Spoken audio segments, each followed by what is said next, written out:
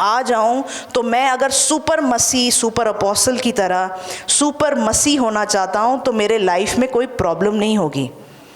सबसे मैच्योर, सबसे बड़ा मसीह वो है जो सबसे अमीर है, जो सबसे आशीषित है, जो उसकी तबीयत अच्छी है, सब चीज़ें देखने में सही हैं। वचन कहता है, पौलुस कहता है कि मैं अपनी वीकनेस में उसके बारे में बोस्ट करूँगा। हाँ, मेरी तबीयत खराब है, मगर देखो कैसे परमेश्वर फिर भी मेरे घर को चलाता है। हाँ, हमारे पास पैसे कम हैं, फिर भी देखो मेरे बच्चे कैसे अच्छे स्कूल में पढ़ते हैं।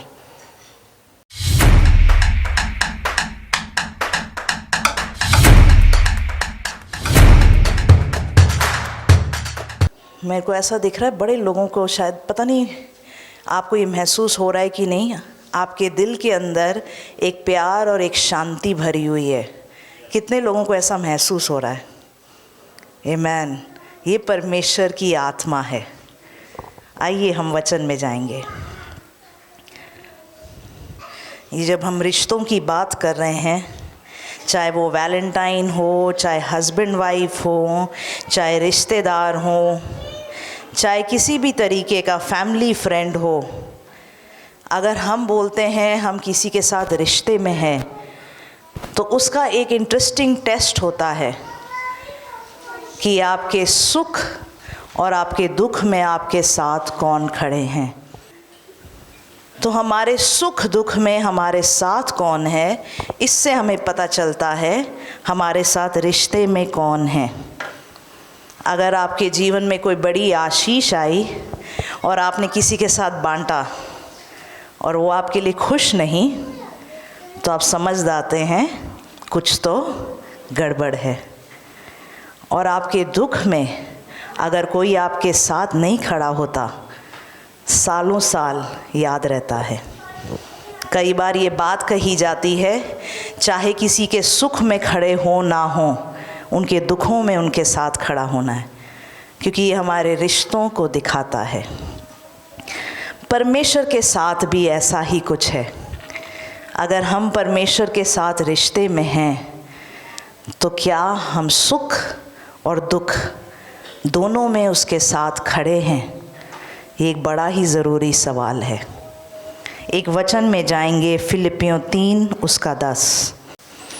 एक समय मैं आपको बता रही थी कि मुझे ऐसा लगा, मुझे एक वचन दिया गया कि मैं परमेश्वर को एनकाउंटर करूँगी या परमेश्वर को एक अगले लेवल पे जान पाऊँगी। और मैंने सोचा कि मेरे साथ तो ऐसा कोई एनकाउंटर हुआ नहीं, ना मेरे ऊपर कोई ऐसी परमेश्वर की उपस्थिति आई, ना मैं गिरी, ना मैंने बड़े दर्शन देखे, कुछ ऐसा नहीं हुआ। और मैंने परमेश्वर से एक दिन पूछा कि परमेश्वर ये एनकाउंटर कहाँ हुआ? वो जवाब मुझे मिला और इसलिए मुझे ये वचन बड़ा पसंद है। फिलिपियों 3 उसका 10, ताकि हम उसको और उसके मृत्युंजय को की सामर्थ को और उसके दुख में सहभागी होने के मर्म को जानूं और उसकी मृत्यु की समानता को प्राप्त करूं। अंग्रेजी में इसको बोलते हैं in the fellowship of his sufferings. Fellowship मतलब उसके साथ जो हमारा रिश्ता है उसके दुखों में। यहाँ पे हिंदी में लिखा है उसके साथ दुखों में सहभागी होने के मर्म को जानूं।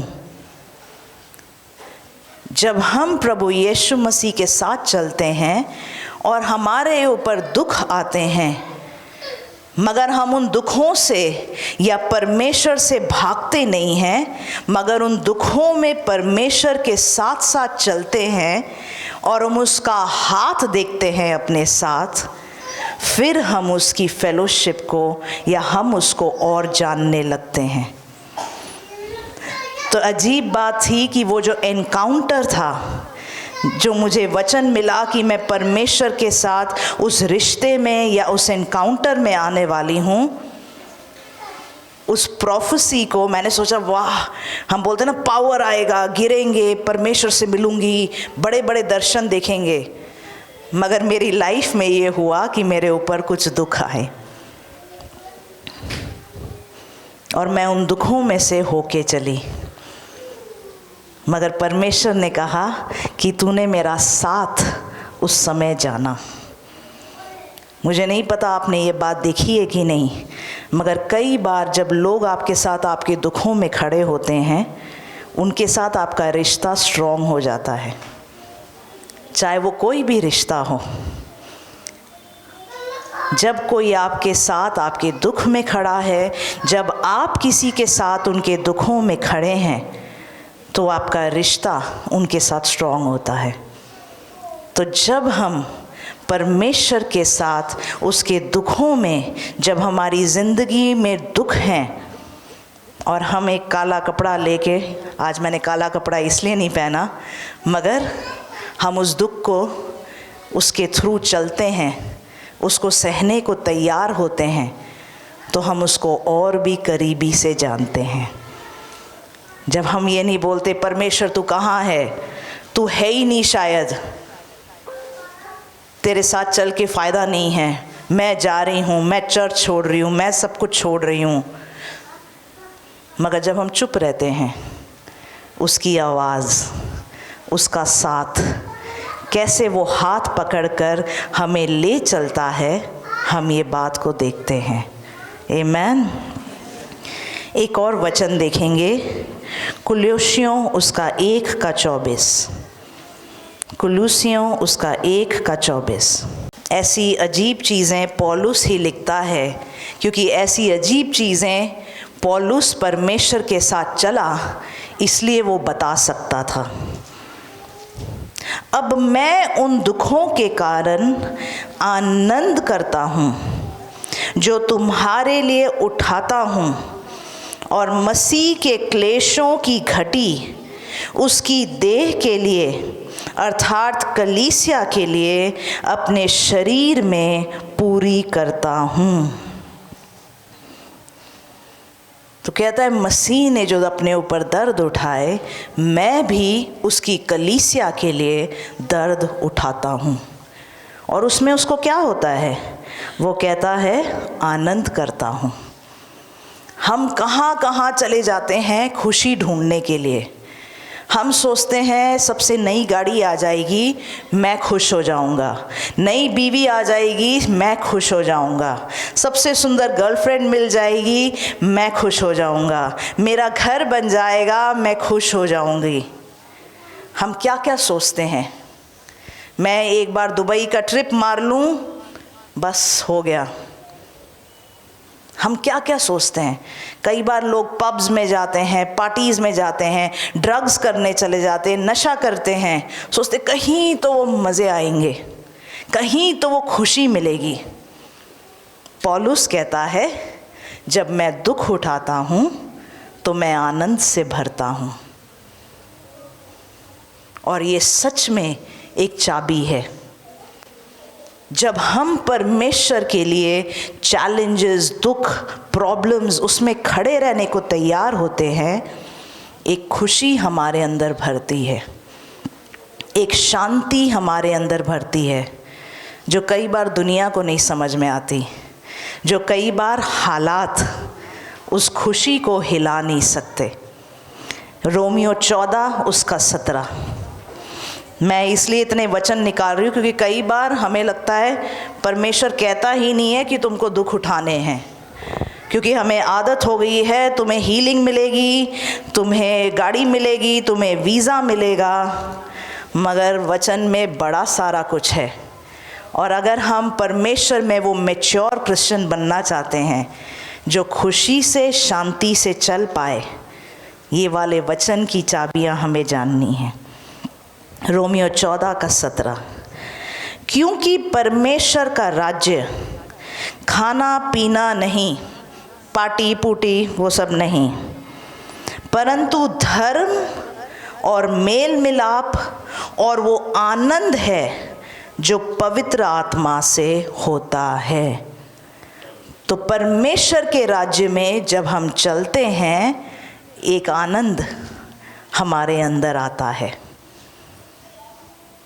यही इंटरेस्टिंग चीज़ है परमेश्वर के राज्य के बारे में, कि चाहे हमें बाहर से लगे शायद मुझे पैसे की कमी है, शायद मेरे पास रिश्तों की कमी है, शायद लोग मेरे साथ नहीं खड़े, शायद मेरा वीज़ा नहीं लग रहा, शायद ये मेरे जीवन में नहीं हो रहा, शायद बच्चा नहीं हो रहा, चाहे शादी नहीं हो रही, ये नहीं हो रहा, वो नहीं हो रहा। और कई बार हम डर भी जाते हैं कि ऐसा नहीं हुआ तो मेरी ज़िंदगी का क्या होगा,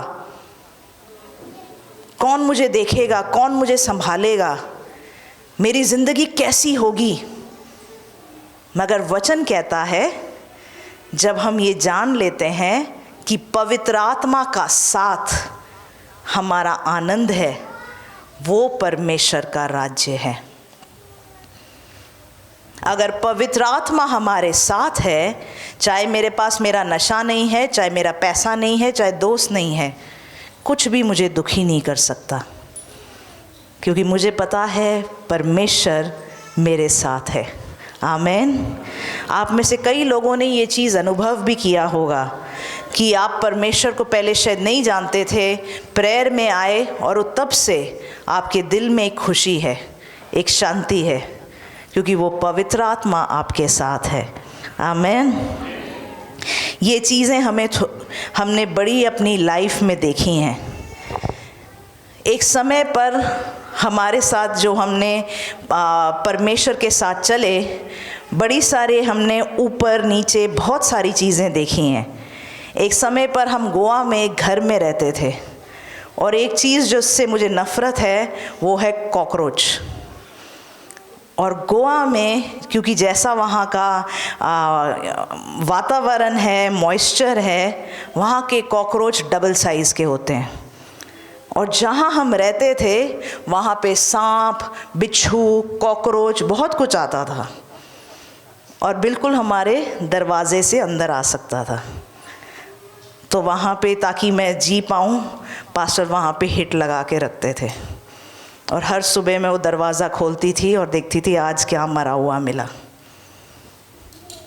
तो ऐसी लाइफ हमने काटी है, मगर उसमें भी हम बड़ा खुश थे कि परमेश्वर क्या जगह पे लेके आया।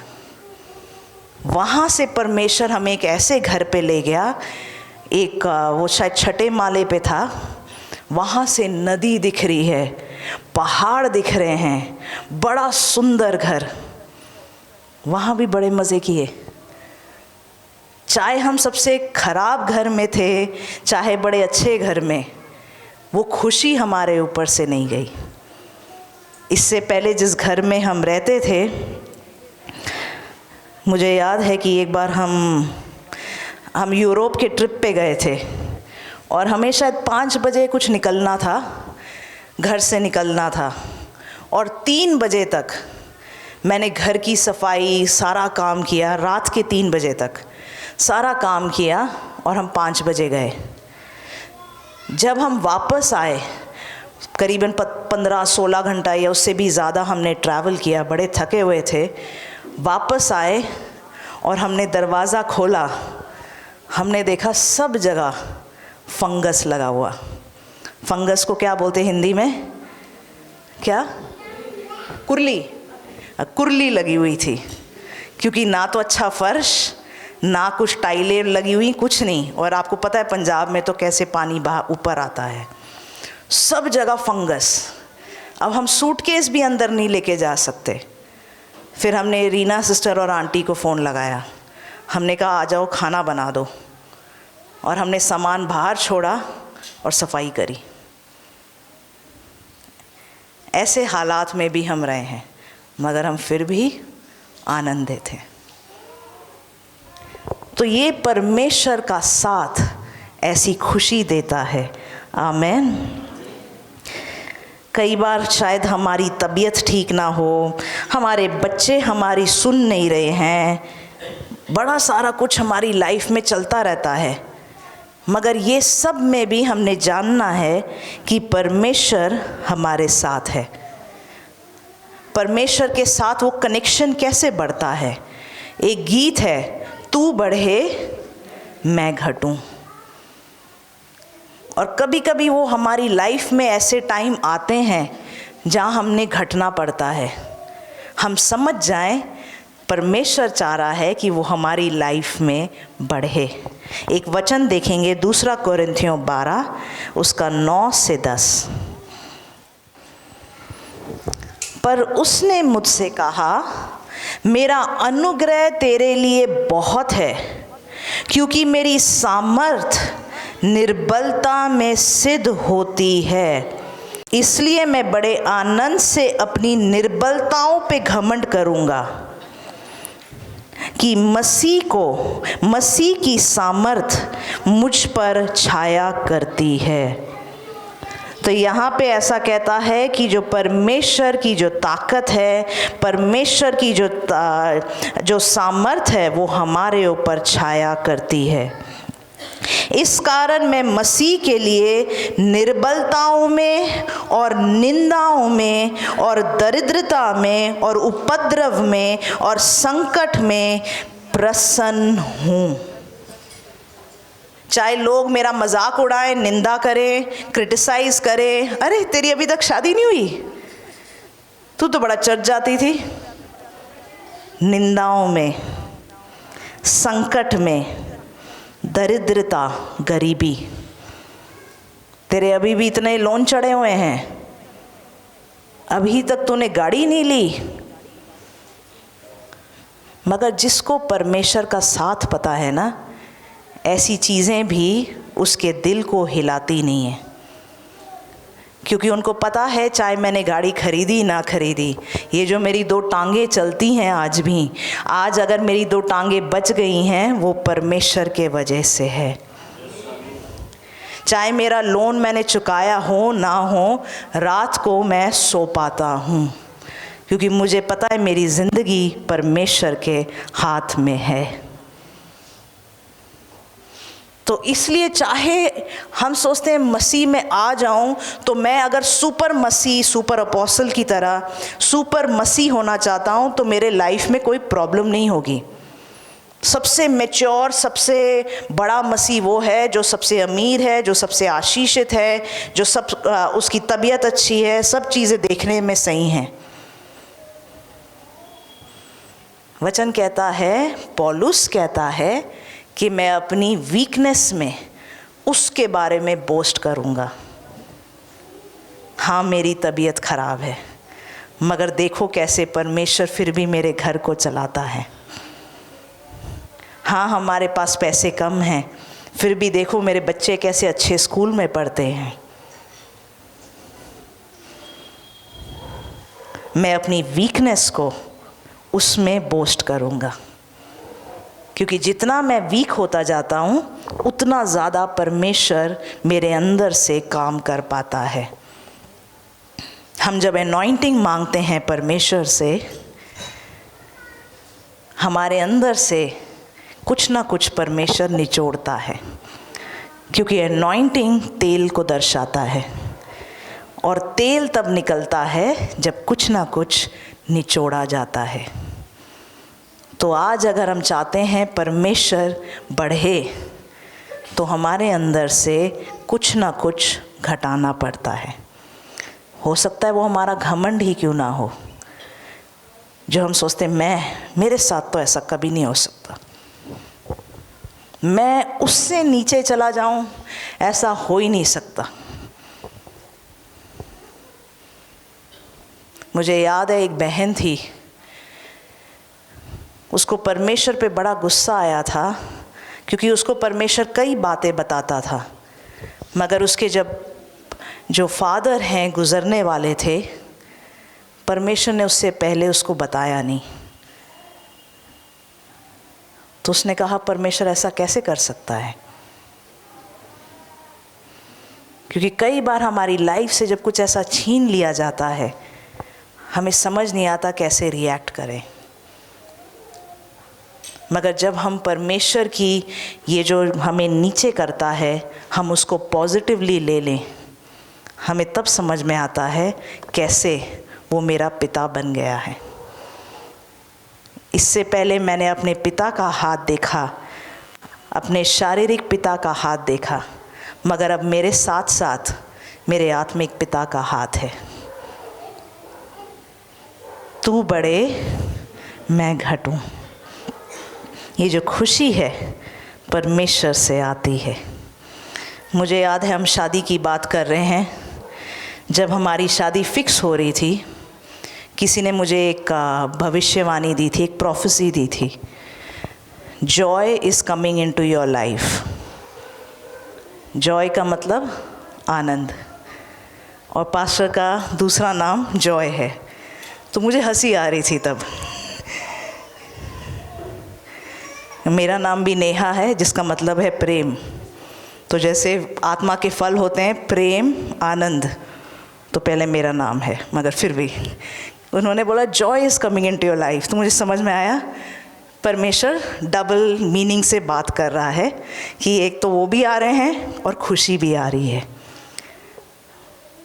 मगर मैंने एक चीज़ पास्टर से सीखी, उनको पहले से मैंने देखा हुआ था, जानती थी, और उनकी पर्सनालिटी हमेशा से ऐसी थी, बड़े खुश रहते थे, जब देखो जोक ये वो। तो मैंने सोचा चलो उनकी ज़िंदगी अच्छी रही है, खुश हैं।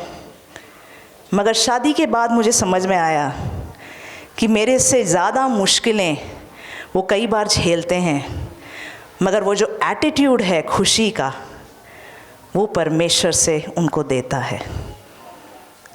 तो हम इंसान इसलिए नहीं खुश होता कि उसके पास प्रॉब्लम्स कम हैं। इंसान इसलिए खुश होता है कि उसने चुनाव कर लिया कि मैं अपना एटीट्यूड बदलूंगी, और परमेश्वर का वो जो आनंद है मेरी लाइफ से फ्लो होगा। So Joy came into my life 10 तारीख को, सॉरी तो 10 फरवरी, 10 फरवरी को। आमेन। कितने लोग खुश हैं Joy came into my life. इसी बात पे आपके लिए मीठा है आज सर्विस के बाद।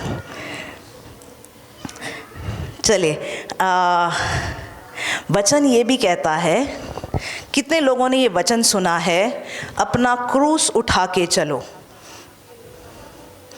क्रूस मतलब अपने दुख, जो मुश्किलें परमेश्वर आपको उठाने को कहता है, उसको उठा के चलो।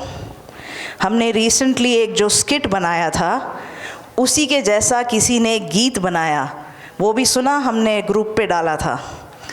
और वो गीत क्या गा रहा है?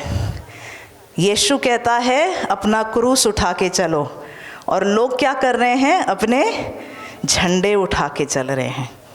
आज मसीहत ऐसी हो गई है, बेस्ट पास्टर, बेस्ट अपोस्टल, हमने यूनिवर्सल ममा जी बनाया था, यूनिवर्सल ममा जी, अपने झंडे, अपना क्रूस उठाकर चलो। जब इंसान अपना क्रूस उठाता है, वो थोड़ा सा झुक जाता है। वचन में ये इंटरेस्टिंग चीज़ लिखा है कि बुद्धि के साथ हलीमी आती है, कि जैसे जैसे इंसान बुद्धिमान बनता जाता है वो हलीम बनता जाता है।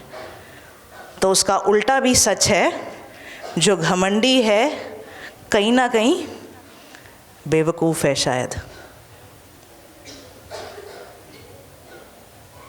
आमेन। बड़ी इंटरेस्टिंग चीज़ें नहीं हैं, मगर ये सच्ची चीज़ें हैं। बुद्धि के साथ हलीमी आती है। जिस पेड़ पे फल है वो झुका रहता है, उसके ऊपर पत्थर भी पड़ते हैं। तो कुछ पत्थर पड़ रहे हैं तो समझ जाओ फल लगे हुए हैं। आमेन। इन चीज़ों से देखो हमने अपने आप को बचा के रखना है। ये जो झंडों की हम बात करते हैं, कई बार लोग अपने झंडे उठा के चलते हैं। देखो मेरे पास इतना पैसा है, देखो मेरे पास सबसे अच्छी गाड़ी है, देखो मेरे पास सबसे सुंदर बीवी है, सबसे बड़ा घर है, देखो मैं यूके रिटर्न हूँ, देखो मैं ये हूँ। लाइफ का ये जो घमंड है, वो झंडों को हमने परमेश्वर के सामने रख देने हैं। जब हम ये झंडे रखने को तैयार हैं, तो परमेश्वर हमें उठाता है। आमीन। आजकल अपनी टोर दिखाना या अपने आप को उस तरीके से उठाना एकदम से इतना इम्पॉर्टेंट आजकल नहीं, बहुत पहले से ऐसा लोगों के ऊपर होने लग गया है कि कई बार परमेश्वर के घर में भी वो दे नहीं पाते हैं। क्योंकि अगर मैंने परमेश्वर के घर में दे दिया, मेरी एक सुंदर जैकेट कम आ जाएगी। मैंने अगर परमेश्वर के घर में दे दिया, मेरा एक हेयर स्टाइल कम हो जाएगा, तो मैं अपने बाल लहराते हुए कैसे जाऊं? ऑफरिंग डाल दी तो किसी को नहीं पता होगा। कभी कभी अपने आप को खुश करने के लिए, अपना झंडा उठाने के लिए कई बार लोग परमेश्वर के राज्य में बोने से कतराते हैं। क्योंकि वो एक किक मिलता है ना कि 5-6 लोग बोलेंगे, वाह क्या जैकेट पहनी है, वाह क्या गाड़ी है। मगर खुशी, असली आनंद परमेश्वर से आती है। वही लोग जो आपके सामने शायद बोल रहे हैं वाह क्या गाड़ी है, वही पीछे आपके बारे में क्या क्या बुरा बोलते हैं हमें पता नहीं है। तो हम अगर अपनी खुशी लोगों के कमेंट्स में, लोगों की बातों में ढूंढने लगे तो बड़ी छोटी देर के लिए रह जाएगी। क्योंकि हर इंसान यही देखता है, हर इंसान नहीं, कुछ लोग यही देखते हैं कि कैसे मैं किसी से एक अगला लेवल ऊपर आ जाऊं, ताकि लोग मेरी तरफ ऐसे करके देखें, ताकि मेरे फॉलोअर्स बने। अगर आपको पता है, इंस्टाग्राम पे, फेसबुक पे बड़े लोग ये फेक लाइफस्टाइल जीते हैं। लोन ले लेकर, नकली अपना पैसा लोन लेके अपनी लाइफस्टाइल एक बबल में बना देते हैं, और एकदम से वो जो गुब्बारा है फटता है। मगर तब तक क्या खुशी है, क्योंकि बड़े लोगों से वाहवाही मिल रही है। क्या हमारी खुशी लोगों की वाहवाही में है? आज हम अपनी खुशी परमेश्वर में ढूंढें। आमीन। मत्ती 5:38-39, मैथ्यू 5:38-39। ये कुछ बातें हैं जो रिश्तों में कैसे हम परमेश्वर को अपनी लाइफ में देखें, ये चीज़ें, उसके लिए 2-3 बातें मैं बताना चाहूँगी। मत्ती 5, तुम सुन चुके हो कि कहा गया था, आँख के बदले आँख और दांत के बदले दांत। मतलब तूने मेरे से ऐसा बोल कैसे दिया? अब तू मेरे असली रूप को देखेगा। देखना तेरी ज़िंदगी कैसे ख़त्म करती हूँ। ऐसा पुराने नियम में लिखा गया है। कोई पत्थर फेंके तो पत्थर मारो, ईंट फेंके तो ईंट। परंतु मैं तुमसे ये कहता हूँ, बुरे का सामना न करना, परंतु जो तेरे दाहिने गाल पर थप्पड़ मारे उसकी ओर दूसरा भी फेर दे। यहाँ पर एक्चुअल थप्पड़ की बात नहीं हो रही है, मगर जब लोग हमारा इंसल्ट करते हैं वो एक थप्पड़ की तरह होता है। जब कोई हमें उल्टा बोलता है, हमें कमेंट पास करता है, हमें छोटा दिखाने की कोशिश करता है, वो एक थप्पड़ की तरह है। और यहाँ वचन कहता है, कोई तुम्हें थप्पड़ मारे तो दूसरा गाल भी दिखा दो। क्या हमेशा दिखाना चाहिए? बताओ, कितने लोग गाल दिखाते हैं अपना दूसरा? किसी ने उल्टा कमेंट पास किया और बोलते हैं थैंक यू। कितने लोग ऐसा करते हैं? ठीक है, एक। हर चीज़ का एक टाइम होता है, इसलिए कहते हैं पवित्र आत्मा की सुने। कई बार ऐसा टाइम होता है जब कोई आपके ऊपर कमेंट पास करे, परमेश्वर कहता है शांति, और वो अजीब शांति हमारे दिल के अंदर से भी आती है कि कोई सामने से हमें कुछ बोले जा रहा है, तू बेवकूफ़ है, अपनी शक्ल देखी है, ये है वो है, और अंदर से हमें लग रहा है क्या हो रहा है। कई बार क्योंकि पवित्र आत्मा कह रहा है अपना दूसरा गाल दिखाओ, मगर पवित्र आत्मा की आवाज़ सुनना सीखें, नहीं तो गलत टाइम पे अपना दूसरा गाल दिखाया तो बहुत पिट सकते हो। पवित्र आत्मा क्या कह रहा है। और अगर हम कई बार चाहते हैं कि हमारे घरों में शांति हो, कोई परमेश्वर को जाने, शायद कोई बेवकूफ़ी में ऐसा कर रहा है, कई बार ऐसे टाइम्स होते हैं जहाँ परमेश्वर कहता है थोड़ा सा चुप रहो, और हम चुप रहते हैं। सामने वाला कई बार आपको फिर तब बेवकूफ़ भी समझता है।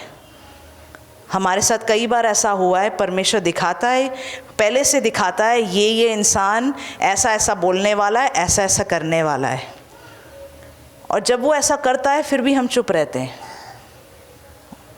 और कई बार लोग सोचते हैं कि हम बेवकूफ़ हैं। हम बेवकूफ़ नहीं, हमें पवित्र आत्मा की वो शांति रखनी आती है, क्योंकि परमेश्वर कई बार जानता है कि परमेश्वर क्या करने वाला है। और कभी कभी क्यों परमेश्वर कहता है अपना दूसरा गाल दिखाओ, वो भी मैं आपको आखिर में बताऊंगी।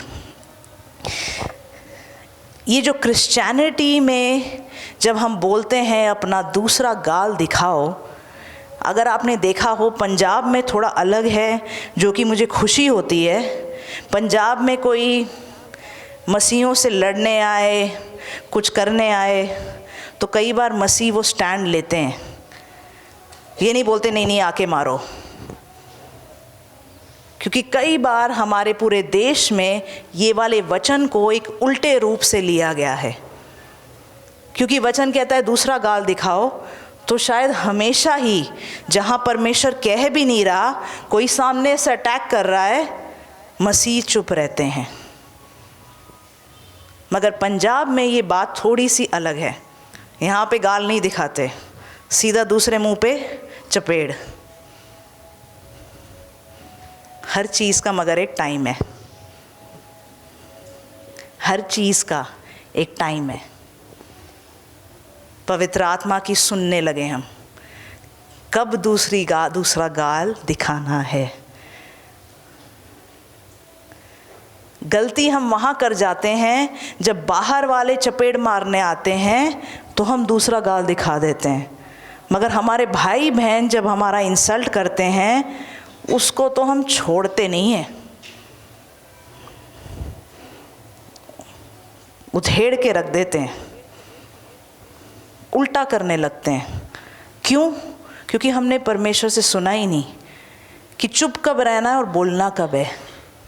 गलत जगह चुप रह जाते हैं और गलत जगह बोल जाते हैं, तभी कई परिवार टूटे हुए हालत में हैं। क्योंकि हम सोचते हैं आखिरी शब्द, आखिरी आर्ग्यूमेंट मेरी होगी,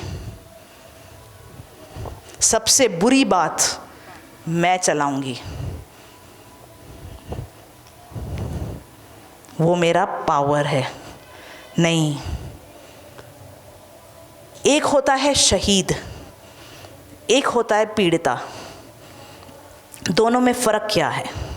शहीद सुने हैं? शहीद एक अच्छा गाना है मूवी का, मैंने मूवी पूरी नहीं देखी, ये गीत सुना है, उसका गाना सुना है, तेरी मिट्टी में मिल जावा, अक्षय कुमार की है शायद। किसने देखी है? कोई नहीं हाथ उठाएगा, देखना। ये गाना बड़ा अच्छा है, तेरी मिट्टी में मिल जावा। और मैं सोचती हूँ कि किसी के अंदर अपने देश के लिए इतना प्यार हो सकता है, तो किसी के अंदर परमेश्वर के लिए इतना प्यार क्यों नहीं जागता कि वो मिट्टी में मिलने को तैयार है। लोग अगर अपने देश से इतना प्यार कर सकते हैं, कितने लोगों ने अपने देश के लिए कुर्बानी दी है। ऐसा फीलिंग, ऐसा इमोशन हमारे अंदर परमेश्वर के लिए क्यों नहीं जागता?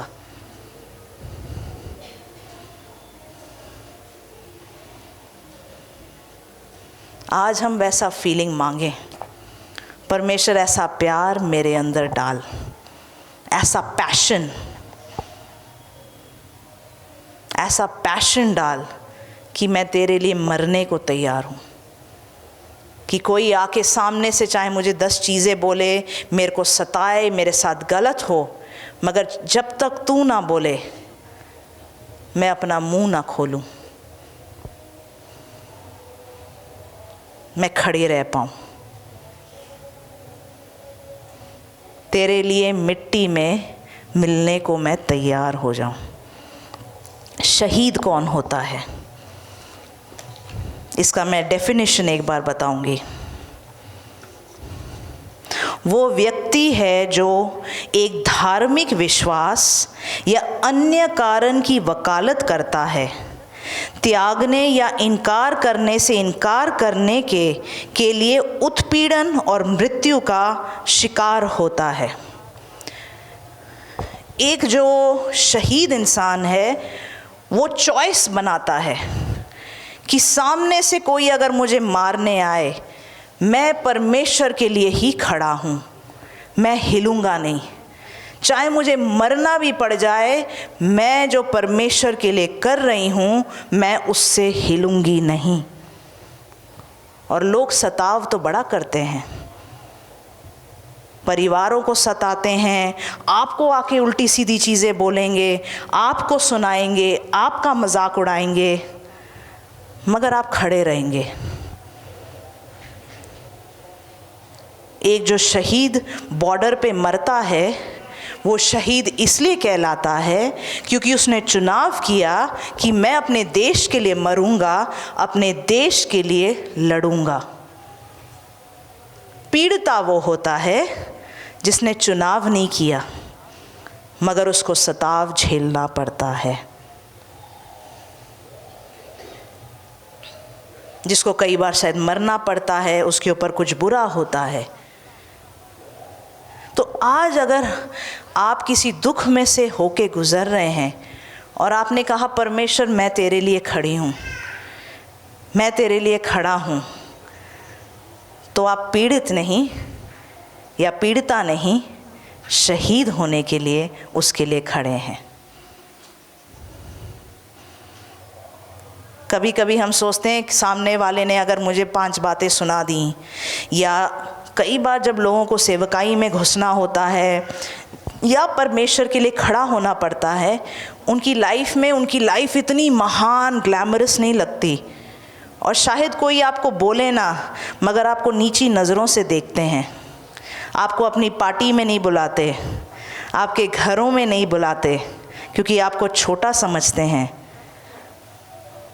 अगर आप चाहते आप भी दुबई का ट्रिप मार के बहुत पैसे कमा लेते, मगर आप फिर भी अपने आप को छोटा करके परमेश्वर के पीछे चलने को तैयार रहते हैं, तो आप पीड़िता नहीं, आप शहीद होने के लिए खड़े हैं, क्योंकि आपने वो चुनाव किया है। एक बार एक सपने में परमेश्वर ने मुझे एक वर्ड दिया था, internal church persecution. Internal church, इसको मैं हिंदी में बता देती हूँ।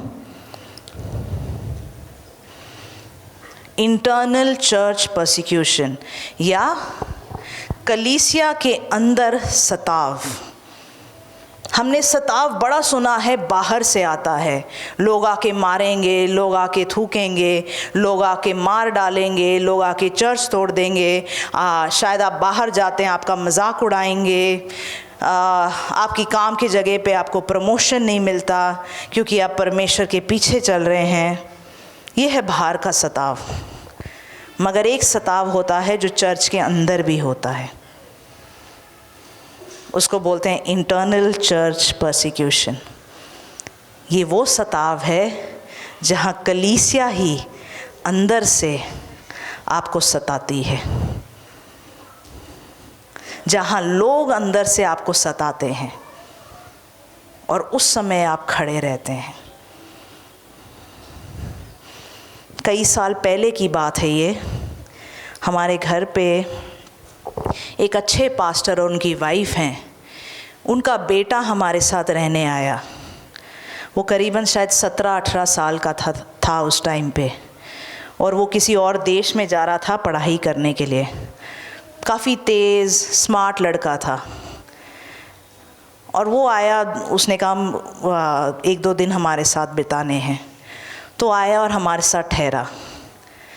जब वो आके ठहरा, बड़ी गर्मी का मौसम था, हमारे पास एक ही कमरे में एसी था, तो हमने उसके लिए जल्दी में कूलर मंगवा रहे थे। मगर वो जाके अपने कमरे में उस भरी गर्मी में दोपहर को घंटों घंटों सोता रहा। और जब वो उठ के आया, आकर वो हमसे बात कर रहा था, और वो बता रहा था कि कैसे वो डिप्रेशन में है, क्योंकि कलीसिया उसके मम्मी के साथ जिस तरीके का बर्ताव कर रही है।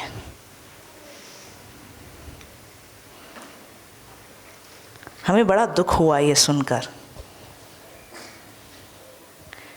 क्योंकि कई बार चाहे वो एक कलीसिया ही क्यों ना हो, हम किसी को वीक समझकर कि वो सामने से कुछ लोगों की ज़बान तेज़ नहीं होती, कुछ लोगों के चाल चलन तेज़ नहीं होते, वो आपको शायद उल्टा जवाब नहीं देंगे, तो कई बार लोग उनको सताते हैं। और ये बेटा खुद बड़ा तेज़, करने को ये लोग कुछ भी कर सकते हैं क्योंकि उस चर्च के पास्टर हैं, मगर उसकी माँ चुपचाप सह रही थी। मगर उस वजह से बेटे के ऊपर डिप्रेशन था, चर्च के अंदर सताव। उस समय पे क्या करोगे? क्योंकि कई बार कुछ लोगों को शायद लगे कि मुझे ये सामने वाला इंसान पसंद नहीं है, तो मैं ग्रुप बना के इसका मजाक उड़ाऊंगी, या मुझे सामने वाला आदमी पसंद नहीं है, मैं ग्रुप बना के इसको बाहर करूंगा। तब क्या इंसान चर्च छोड़ देगा? वो भी एक तरीके का सताव है, जहाँ आप खड़े रहते हो, जो परमेश्वर ने जो करने के लिए बुलाया है वो करते रहते हो। एक दूसरे की वीकनेस, एक दूसरे का कई बार जो हम बोले शायद गलत बिहेवियर सह लेना, वो परमेश्वर के लिए हम एक तरीके से झुकने को तैयार हैं। जब शायद सामने से कोई आपको सपोज़ आके जय मसीह की ब्रदर, जय मसीह की सिस्टर, उनको छोड़ दे और फिर जय मसीह की ब्रदर, सिस्टर को क्या लगेगा? और ऐसी चीज़ें, फिर क्या करोगे सिस्टर? सताव, क्या बोल लेंगी, क्या कर लेंगी? मगर हमने तो छेड़ दिया। मगर वो भी परमेश्वर के वचन कहता है शरीर है। जो तूने मेरे से सबसे कम के साथ किया, प्रभु यीशु मसीह कहता है तूने मेरे साथ किया। आज हम अपने भाई बहनों के साथ, कलीसिया के भाई बहनों के साथ क्या कर रहे हैं? रोमियो 15:1-3। अतः मिला है रोमियो 15:1-3। अतः हम बलवानों को चाहिए, बलवान कौन से बलवान? जो आत्मिक रीति से, फिजिकल रीति से, फाइनेंशियल रीति से, स्टेटस की रीति से, बुद्धि की रीति से, शारीरिक बल के रीति से बलवान हैं।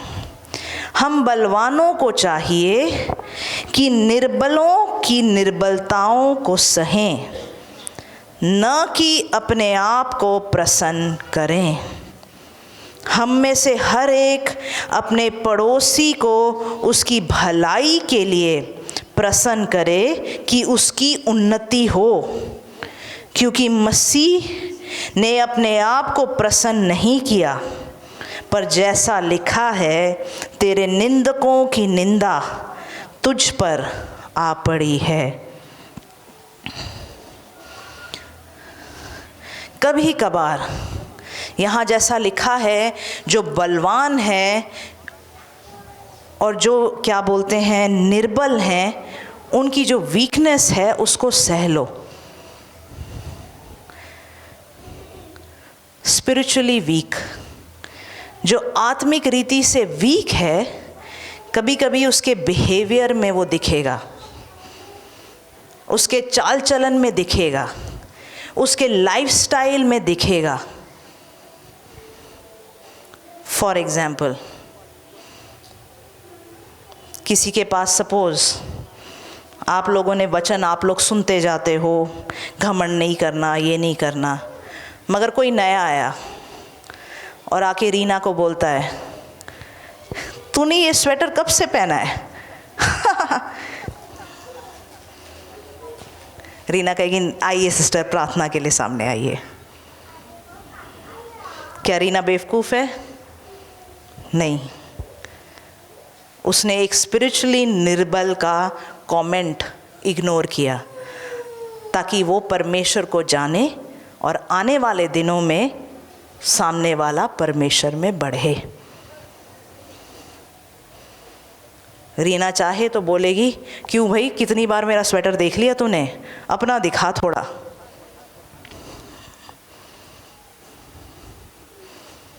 जो बलवान है वो निर्बल का वीकनेस सह ले। कई बार आत्मिक निर्बल वो लोग होते हैं जो शायद परमेश्वर को उस तरीके से जानते नहीं हैं, और जो आत्मिक निर्बल होते हैं वो कई बार मिसबिहेव करते हैं। एक परिवार में भी ऐसा होता है। एक छोटा बच्चा, आप उसको चाहे 10 बार बोल दो, नहीं छूना, नहीं छूना, नहीं छूना। एक बाप के हाथ में होता है, इतना गुस्सा आ जाए उसको खाना ही ना दो। बच्चा भूख के मारे 3 दिन भूखा रहेगा, उसको समझ में आ जाएगी मैंने बात माननी है। मगर क्या एक बाप ऐसा करता है? एक बाप डांटेगा, उसकी शायद टॉफ़ी चॉकलेट कैंसिल करेगा, मगर उसका खाना तो नहीं बंद करेगा, क्योंकि वो निर्बल है, क्योंकि वो बच्चा वीक है। मगर उस बच्चे से हम प्यार भी करते हैं। तो ऐसे ही परमेश्वर के राज्य में है कि कई बार लोगों की जो वीकनेस है, परमेश्वर नहीं कहता आँख बंद करो ले लो, मगर थोड़ा सा सह लो, छोड़ूंगी नहीं। पत्थर का जवाब या ईंट का जवाब पत्थर से।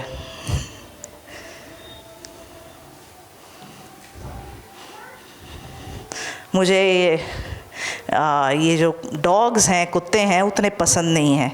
हमारे कॉन्फ्रेंस के टाइम पे, शायद 2 साल पहले जब हमारा कॉन्फ्रेंस हुआ था, तो इतना काम था मेरे पास, बड़ा सारा घर पे भी काम था, ऊपर से कॉन्फ्रेंस। और हैप्पी ने पास्टर को फ़ोन किया, 2 कुत्ते मिल रहे हैं।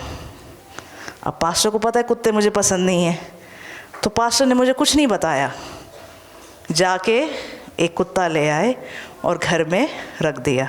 उनको पता है एक बार कुत्ता आ जाए, मैं ये नहीं बोलूँगी घर से निकालो, तो वो ले आए। और उसके बाद वो कुत्ते के ऊपर कोई वायरल था उसको। हैप्पी के डॉग को भी वही वायरस था। भाई बहन थे या क्या थे? भाई बहन थे। मगर हमारा जो डॉग था वो खाना ही ना खाए और वो मरने की हालत पे आ गया था। तो मैंने जाके प्रेयर किया, परमेश्वर ये कुत्ता मरे ना, बच जाए। तो वो खाना नहीं खा रहा था, तो पास्टर ने हैप्पी को कहा अपना डॉग ले आ, शायद एक दूसरे के साथ रहेंगे, खुश रहेंगे, खाना खा लेगा हमारा वाला। तो मैंने ऐसे करके हम चले गए कॉन्फ्रेंस के लिए, मीटिंग के लिए यहाँ आ गए। रात को वापस गए तो हमारा वाला जो कुत्ता था वो ज़िंदा था, और हैप्पी का कुत्ता, हैप्पी कहाँ है? सॉरी हैप्पी, हैप्पी का कुत्ता गुजर गया।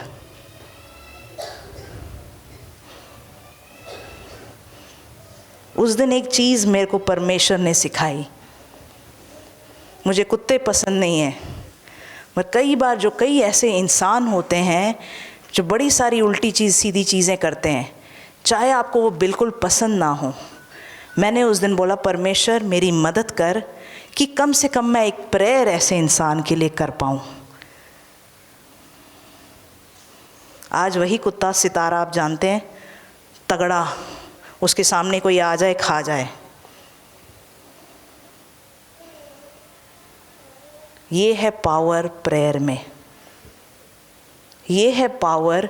चाहे आपको कोई पसंद हो ना हो, एक प्रार्थना आप उसके लिए कर सकते हैं। कल वो परमेश्वर के राज्य में क्या करे ना करे आपको नहीं पता, तो चाहे जैसा हो, एक प्रार्थना। आमेन। एक आखिरी वचन के साथ बंद करेंगे, यशाया 60 उसका 14। तुझे दुख देने वाले की संतान तेरे पास सिर झुकाए हुए आएंगी, और जिन्होंने तेरा तिरस्कार किया सब तेरे पांव पर गिरकर दंडवत करेंगे। वे तेरा नाम यहोवा का नगर, इज़राइल के पवित्र का सियोन रखेंगे। दुख देने वालों की संतान तेरे सामने सिर झुकाएंगे, और जो तेरा तिरस्कार करते हैं, तुझे नीचा दिखाते हैं, तेरा मजाक उड़ाते हैं, वो गिरकर दंडवत करेंगे। यशाया में ये परमेश्वर का एक प्रॉमिस है कि जो तेरे विरुद्ध में बातें करते हैं, जो तुझे दुख देते हैं, वो तेरे सामने दंडवत करेंगे। ऐसा ही प्रॉमिस परमेश्वर ने यूसुफ को दिया था। अगर आपको याद है, उसने सपने में देखा था चांद और तारे, सूरज सब उसके सामने झुक रहे हैं। मगर ये सपना देखने के बाद क्या हुआ? उसके भाइयों ने उसको एक गड्ढे में डाला और उसको बेच दिया। क्यों? क्योंकि ये वचन कहता है कि जो दुख देंगे वो तेरे सामने दंडवत करेंगे, जो तिरस्कार करेंगे वो तेरे सामने अपना सिर झुकाएंगे। तो मतलब जैसे यूसुफ की ज़िंदगी में एक समय था दुख देखने का, जैसे यूसुफ की ज़िंदगी में था एक समय जब वो जेल में था, ऐसा तिरस्कार उसने सहा, इसलिए उसकी ज़िंदगी में ऐसा समय आ पाया जहाँ लोगों ने उसके सामने दंडवत किया। तो आज अगर आपकी ज़िंदगी में कोई दुख है, अगर लोग आपका तिरस्कार कर रहे हैं, लोग आपका मजाक उड़ा रहे हैं, तो मसीह के पीछे चला गया है।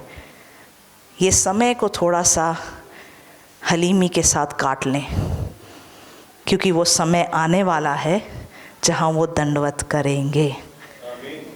जो दुख के साथ बोता है वो खुशी के साथ काटेगा। आमेन। तो हम मसीह के लिए पीड़िता नहीं, मार्टर्स हैं। आमेन। आइए हम प्रार्थना करेंगे। Thank you father, thank you Lord. परमेश्वर इस कलीसिया के लिए धन्यवाद देते हैं, आपके हाथ के लिए धन्यवाद देते हैं। परमेश्वर हमें सिखा, तेरी आवाज़ सुनना सिखा कि कब हमने अपना दूसरा गाल दिखाना है और कब हमने जेज़ेबेल का सामना करना है।